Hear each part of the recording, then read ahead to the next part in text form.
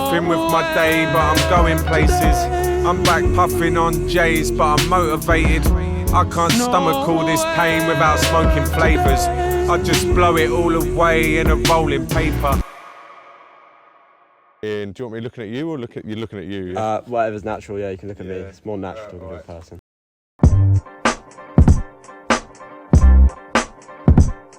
Can't remember.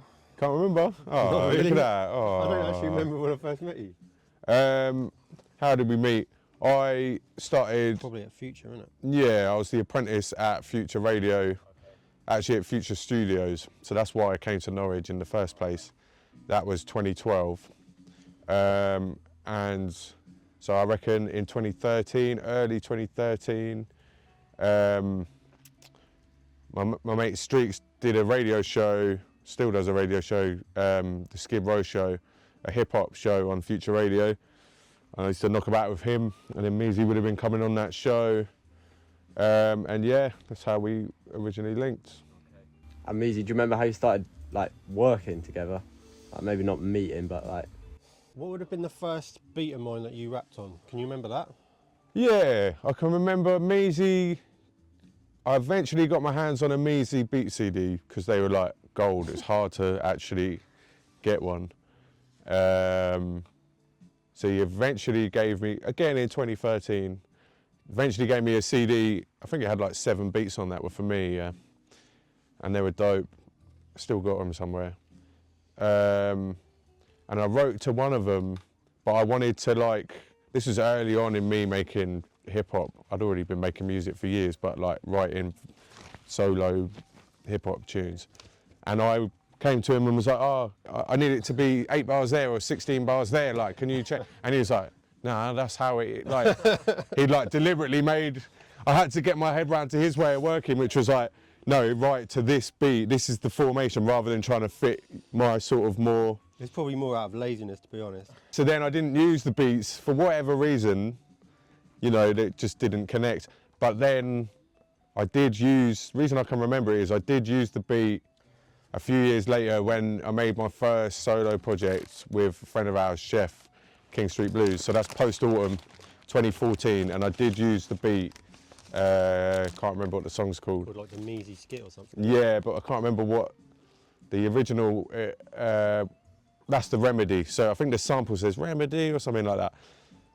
And I think rather than navigate his way of doing things, I think I just spat a verse on it and didn't use the rest of the beat. And then actually, years later, Music Lessons, which was a crew we were in together, we used one of the beats.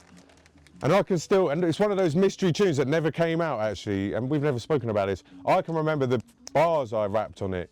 It was me and Buckers, and I spit like a 32, but my first bar is, things are gonna change always. I've seen licks metamorphosized through doorways in a lime green North Face. And it was on the reason I'm saying that, always, is because the beat was going like, always, always. And I'm sure that the tune was called Smells Like Green Spirit. And we recorded it, see look, I'm probably like dusting off my books now. It's not Smells Like Green Spirit, that's another one, but I remember that always. Same session. Maybe, yeah. We did it in Wyndham at Mikey's, one of his old studios. And I never heard those tunes. But I can remember the title, Smells Like Green Spirit. I didn't know that was a different tune. Just because that's a dope name for a tune, isn't it? So there's a few tunes, not many, that have slipped through the cracks, never to be heard again, that are all in his archives. Maybe you'll hear them, probably you won't, but I haven't even heard them. So I came to Norwich 2012, and then they just started doing their thing called Music Lessons, and I wasn't technically in it, but to be honest, I've been there from nearly the start. They already had their mixtape, it wasn't out yet, which was called Music Lessons, that's where the name comes from. So I'm not on that, but I was there for the rest of the story. And eventually, how I ended up in it was they wanted to book us lot to play at Boom Bap. And then there was no name for like, we were all making tunes together, like I just said, and knocking about together, so literally spending every day together, smoking weed together, freestyling, like we were inseparable, but we were all technically our own artists. Until, it's mad how it goes, because that's like, you know what they say about like, grime didn't have a name until like a journalist called it grime. It's a bit like that, like we weren't a crew until we got booked to play together and they just put Music Lessons on the poster. So then we did a lot together But also, I think I was working with obviously Licks. Yeah, who I just big done part of the people, story. and I wanted to like the live set to reflect all that other stuff because I just knew it'd be better with the whole like. Yeah, that was the everyone hardest together, if you shit see what I mean? coming out of Norwich. Was Meezy and Licks had just made, or were making 28 days, and I lived with Licks at the time, so like we're all in each other's pockets. And Chef, he's not technically a member of Music Lessons, but he's like a founding father of the movement. he is. So Meezy's making 28 days with Ricky Licks, I'm making tunes with Chef. And then Music Lessons is a crew of like Buckers, Ozzy, Seb, Meezy, making shit. So then obviously a better show is nearly 10 of us all playing the tunes we're making at once. If you think about it, it was you know what I everyone mean? who was making tunes with either me or Chef. Yeah. I think really that's how it comes together. So when you make beats now, like when you work together now, obviously before you just gave him the tape. Do you craft your beat around his bars now? No, not exactly. Because I just make beats and then I'll have things in mind for people. Yeah. But then we'll sort of be in here together and it will be a bit more like how you want it to do it. Like, oh, can this bit be this long or whatever? Because basically I make everything like kind of old school on the sampler. Yeah. So it's not, I record it in. You know how you say most people are making stuff in like FL or Logic and then you can move stuff around and all the production's in there. But for me, it's like Logic's my tape machine. Okay. So I'd rather not have to chop stuff around in there. I'd rather have recorded it in like how I want it, if that makes sense.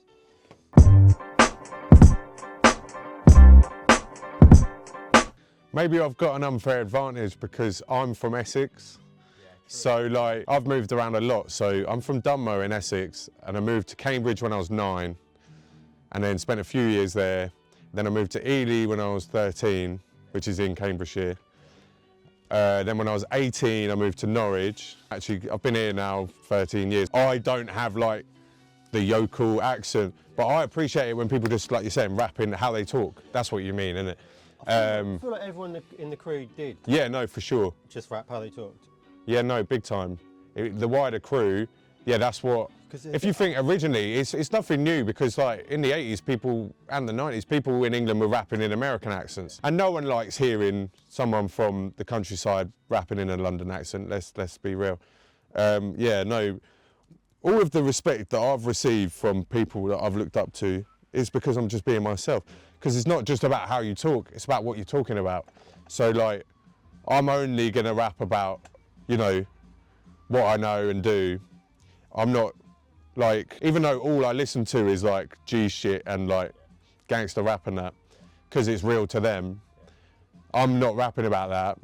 And there's two reasons like why I listen to that shit. A, because it's the most authentic, realist shit that I like, and I've noticed that's the sort of shit you listen to and show on your channel, because that's the real shit at the end of the day. But you're still fucking with us, because we're still real, but it's like a different environment, isn't it? So it's a different realness. But I'm never gonna talk about shooting people and robbing people and that, because that's not my reality.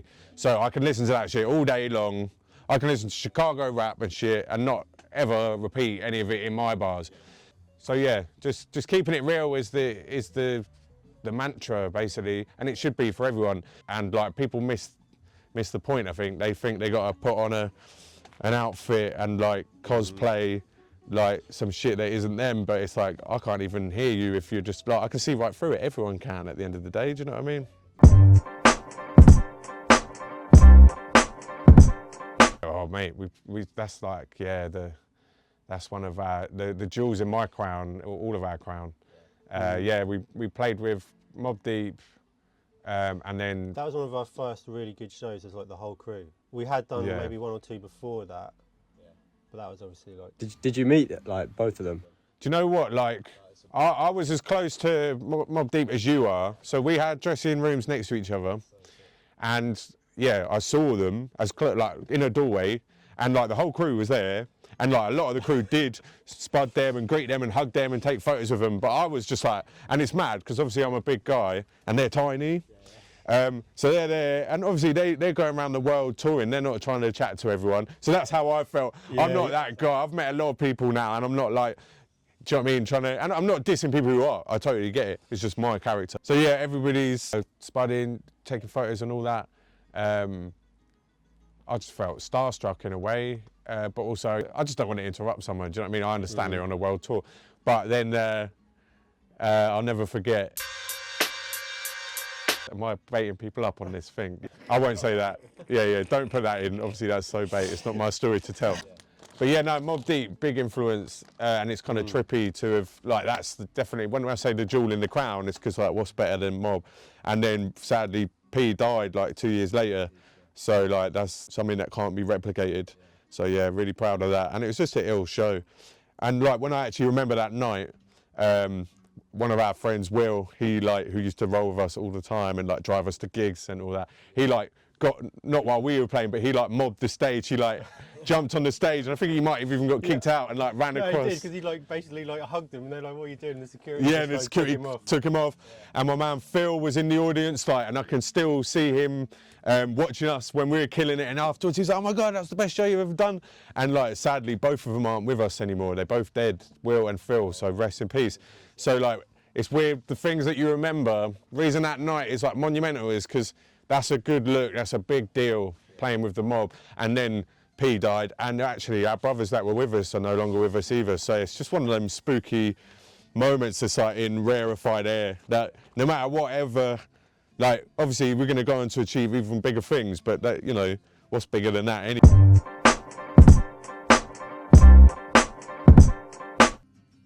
RZA, Timberland, Dre. I mean, Premier, but maybe not as much anymore. But earlier on, Premier was big. A lot of like people from the south. So like 3-6, obviously. I don't know, it's various people, but they're probably the top ones. I feel like I'm forgetting really obvious people. But I mean, all the classic guys, Pete Rock, Dilla, but like those guys not as much as a RZA or a Timberland probably. Anna Havoc. Oh, and I have it, yeah. I feel Yeah, like, come on. No, it sounds ridiculous if you're just tuning in, but like with a Timberland, with a Havoc, with a RZA, Meezy's in that conversation for me. A Kanye, like Meezy makes a unique Meezy. You can tell when Meezy made the beat. Actually want to like when I'm buying records, it's music I actually want to listen to and not just sample. And mostly what I listen to is probably like, well, at the moment it's probably jazz, and probably always has been, like, overall. Like, my dad was a big jazz head, and that was just playing in the house constantly. Obviously a lot of soul music, but it could be anything really. Like, You've been fucking with those guitars this year, I'd say. I guess that's a lot of kind of prog rock fusion-y sort of stuff at the moment. You know what I mean? We could sit in the studio all night. He could be playing a record, you know, looking for samples, and I'll hear like 10 beats that everyone else would make. Do you know what I mean? It's obvious. You hear a loop, you'll be like, yeah, there's the beat. You could loop that up, put drums on it, and I can rap on it. But Meezy's not satisfied with that. And he wants to do some Timberland shit. He wants to, you know, make it unrecognisable. I don't want to make stuff that I feel like has been made already, which I think has, where like a lot of UK hip hop is guilty of doing that, to be honest. It's just like a not as good version as classic hip hop. It's a mess, really. That was like definitely the unhappiest time of my life. But yeah, no, like I wasn't looking after myself. I was deeply unhappy. I was chasing my tail. I was broke. I was, you know, I got bars about it. Go and check it out. Like that 521 freestyle summarises it better than I can say in words. And all the music I made there, just check the music out. So there's Up the Racket with Camouflage Monk. I made that there. Rice and Nuts. Oh, you made that in Vietnam? Yeah. Oh, right, okay. Rice and yeah, that's the funny thing about the way things are coming out. It's like some of this shit's old. It's still fresh because no one's heard it, but like, just life got the better of me. And then you're just sitting on music that never came out, or for whatever reason. So what years actually was it that you were in Vietnam? I went to Vietnam in November 2018. Oh, so that all of those verses on. Yeah. Oh, damn. Yeah, man. Made Up the Racket 2019. And Rice and Nuts, and then came back January 2020. Got arrested. They literally came on the plane, nicked me. I've been away a year and a half, and then you couldn't write that shit. That was on, I think it was like the 21st of January.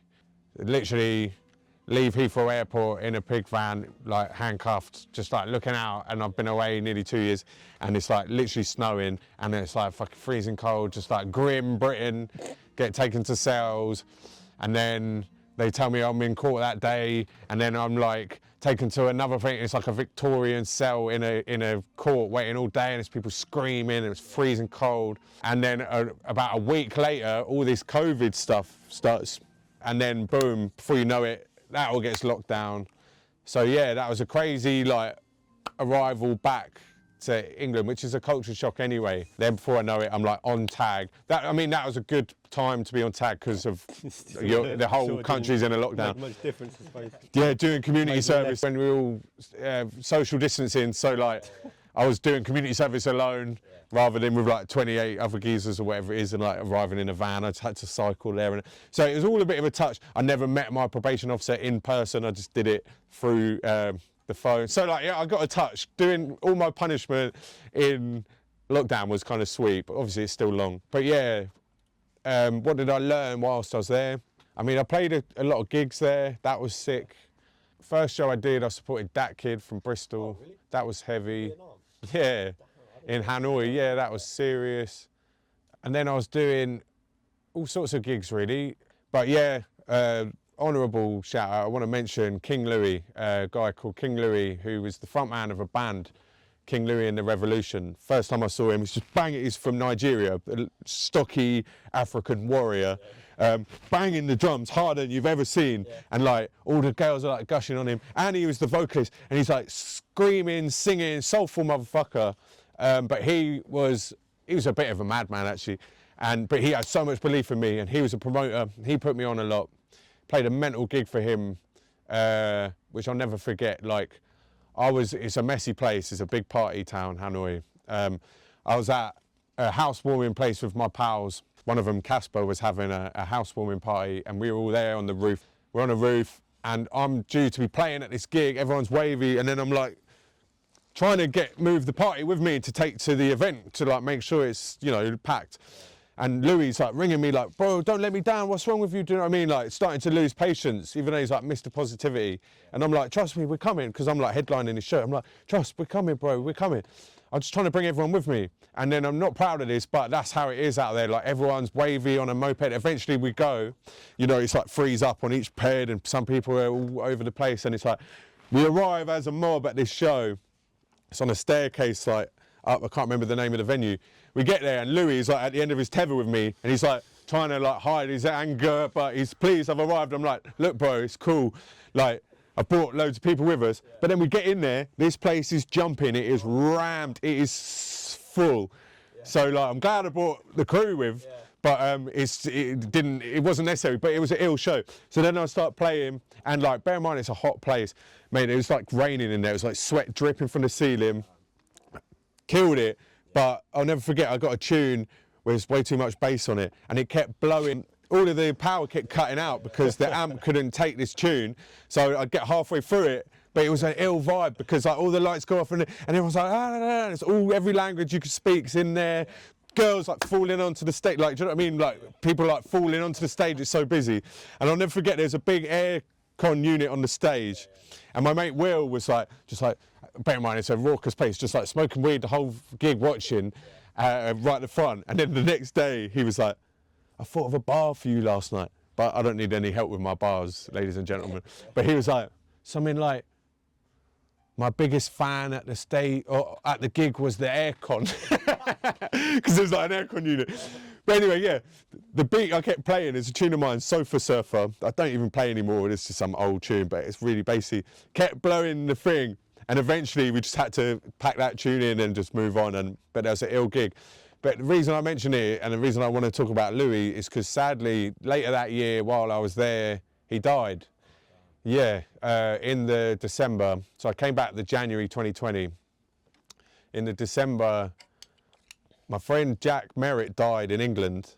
Literally a few days later, while I was just getting my head around that in Vietnam, like Jeff C, Hum came into, like we'd all been out the night before, and I'll never forget, because I was staying in Will, my mate's room. I was sofa surfing at the time, and he'd gone back to England for my mate Jack's funeral and to be with our people.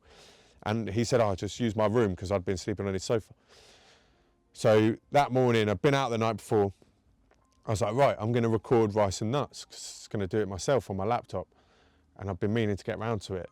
So then I rolled a Zoot, and I can still see it now. Put it on my laptop, like on the keyboard, and was like loading up Logic and that. And was like, wow, I've got a room to myself, nowhere to be. I'm going to record this shit. It's only a short project. And then Jeffsy came in the room, and he said, I was probably standing up because he said, oh, sit down, bro. And I'm like, you know when you just hear someone's tone of voice? I was like, oh, what's wrong, bro? He said, oh, just sit down, man. And he said, Louis died last night. And I'm like, what? And basically he'd had a race, drunk, no helmet, no disrespect to you, mate. That's what happened, do you know what I mean? Stupid thing to do, but it's irreversible. And then, yeah, something's hit him, he's died. So yeah, that was just like, whoa, fuck, horrible. I've got a project we'll talk about in a bit that I made when I got back with Ricky Licks called The Masquerade. There's a tune on there called King Louis and the Revolution because that tune was, I wrote the verse and the hook, but Louis was supposed to sing the hook. He had, even though he was Nigerian, he had like a ragga, like a gruff, like sort of Buju Banton style.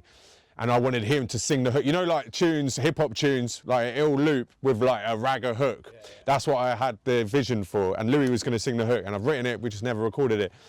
But he died, so I recorded the hook, not in a ragga style, but that tune is on me and Lix's album, and that's called King Louis and the Revolution. So that was a friend of mine that didn't make it while we were there. Everything changed me as a person out there. That made me get back, and the things that happened to me next, like all of the long shit with the law and all that, and just the loneliness and all that, made me change a lot of things, really.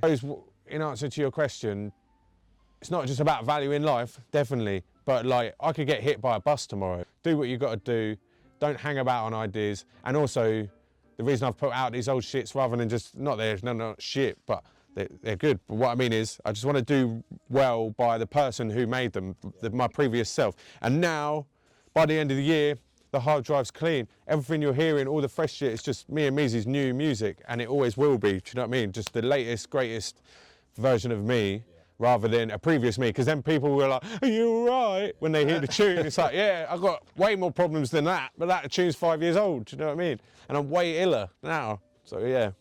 So, the stuff you put out is obviously old stuff, but is... The Meezy stuff isn't. Yeah, so all the shit we've been dropping, it was very important that we put the best foot forward first. Yeah. So I was like, yeah, let's start our campaign, our run, and then... A little over a year or so, yeah. So like they're the new shits, and we're dropping them systematically. And then you're just getting these little loosies, which are whole projects, like the Up the Racket one, the Rice and Nuts. Now the Masquerade, a whole album, 17 track, like Bonanza. I made a film for it as well, which is all like, it's a trippy stoner movie of like Masquerade balls and creepy, crazy visuals. So yeah, it's not like they're Wasteman projects. I wouldn't drop them. Like, they're still dope, but it's like, yeah, the singles, if you like, that you're hearing are new, and then next year everything will be new.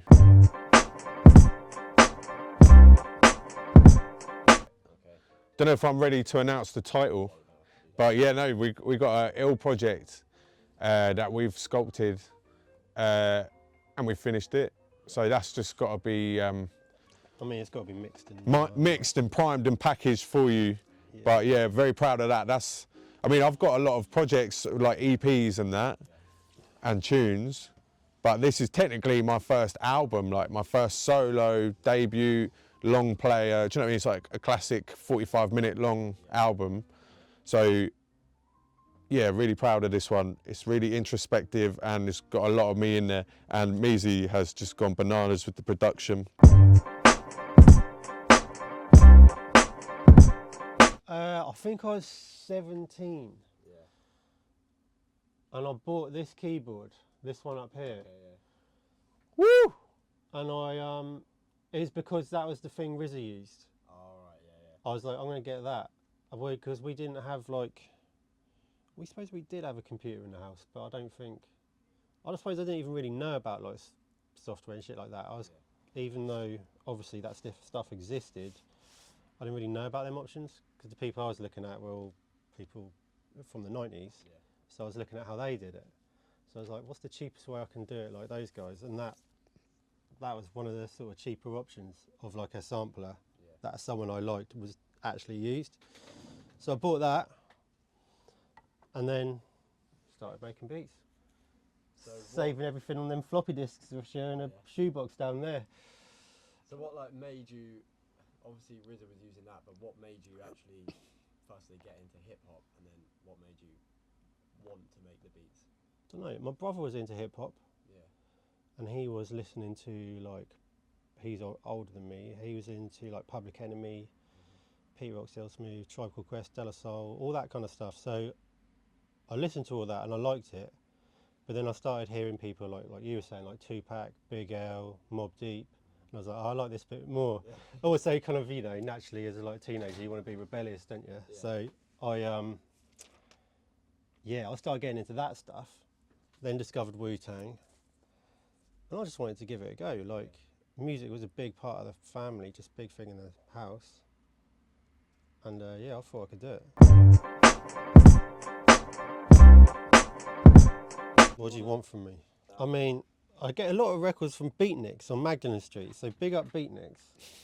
And this is what I'm doing right now, is I'm going through records that I might see if he wants, because I want to clear some space on the racks and sell some stuff that I don't want. I was thinking of selling this, but actually I won't, because it's got some shit on it, I think, that I might sample. And I sample everything. Like I was saying, that's the first keyboard I bought, right? The Ensoniq, and they're sampling keyboards.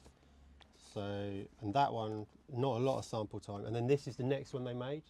This is like the step up, the ASR 10, and this is what, RZA went on to use, but also Timbaland did most of his classic shit on there. Kanye did most of his classic shit on there. Alchemist started on it. I think Alchemist started on that. I think he went to the MPC. But like, that is a classic bit of gear. And that's, I think that came out in 1990 or 91. So it's like an old bit of kit. For like the nerdier people, I sequence it off an MPC. So all the sound is in here, but I'm actually like recording the MIDI, as it were, on the MPC here. Because it's got a slightly better sequencer. The sequencer on this is a bit janky, bit kind of like if you're trying to make slightly more modern stuff, which is like faster and more, like a lot going on, this sequencer maybe doesn't handle it quite so well. It's not like perfectly in time. So I sequence it on there, and basically I just sample records mainly. And I play stuff over the top. I've got the keyboard there, guitars and shit, and I do play other stuff on top, but usually the heart of a beat starts with a sample. Like once I'm home from work and my kid's in bed, then I'll come down here and start making beats at like 8 o'clock to like 3 in the morning, and then have to go to work again in the morning. How many nights a week do you come to here? Maybe like 3 or 4. Oh, okay. Not very good for my sleep. But it needs must, do you know what I mean? That's the chance I get to come down here. And I like working at night, to be fair.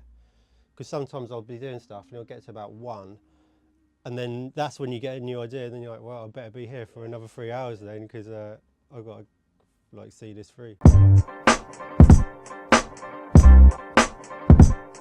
So me and Lix's album, mixtape, The Masquerade, that I was explaining about earlier. Collection of songs that we were sending back and forth during lockdown, and then when I got back to Norwich after all of that, we made a few more in the studio. This is the album cover. My girlfriend drew this. Crazy illustration. This is hand-drawn, just pen. So this is all like very meaningful shit. This is like Secret Society, like that's one of their handshakes, an actual one, and like Freemason, like symbology in literature. Everything on here is very meaningful. Obviously a masquerade ball is happening here, but he's wearing a COVID mask. That's me, that's him. The all-seeing eye, the plague doctor because of COVID. This is the Freemasons staff. I forget the relevance of like a beehive is something to do with like alchemy and alchemical drawing. This is like an alchemical drawing style. I assume the ladder and the symbols on it, the anchor, the grass, even these sand dunes, this palm tree is very in keeping with the style of drawing she's gone for, the sun. Yeah. So like I won't be able to do it justice, but this isn't even her ordinary style. She's just stayed very true to the style of what she's tried to, her vision for this album cover, do you know what I mean? In this Victorian paper theatre style and like Freemasonry and alchemy. But her ordinary artwork looks completely different. So it impresses me even more that she can just hone in on someone else's style, which is so detailed and intricate. Yeah. So that's what it looks like when it's like in all its glory, Yeah. digitalised, if you know what I mean. But unfortunately, that then didn't translate very well to like the really small. Oh, finer details. Yeah, on, you know, Spotify's literally about that big. Yeah. So what we actually ended up doing, unfortunately, is making it. We took out just. Oh, okay. Yeah. You can still see his eye. I thought that was kind of cool, like almost like some of the old '60s, like sort of like fucking Led Zeppelin and like Beatles covers, where it's all a bit peculiar. Yeah. I think it still works, but it just looked way better when you made it small on Spotify and that. But still going to display this somewhere, and then on Bandcamp it looked fine in the large, so it'd just be like. So and just if Spotify this. yeah, and if we got it on vinyl or something, that'd be perfect. That large one. Have you done any vinyl? No, definitely will at some point. And the cool thing about vinyl is you can even do your old shit, can't you? You know what I mean? Your old stuff. So it's good to have such an intricate thing, but it doesn't have to be for every thingamajig. Do you know what I mean?